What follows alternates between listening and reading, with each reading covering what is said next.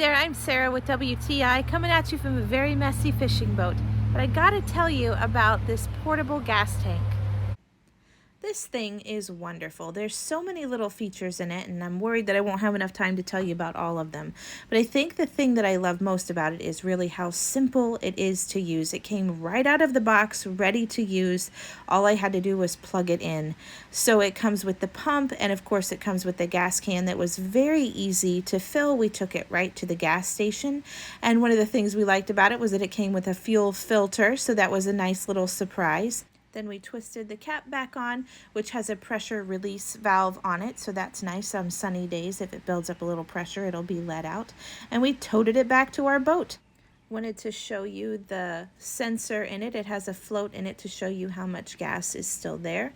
And then you plug it in, and then you plug it into your motor. It has a handheld pump in it to vacuum the gas to the engine, and you're ready to rock. So this gas tank has been wonderful to have around. It's done everything we needed it to do. I'm very pleased with it, and I think you will be too. That's my point of view.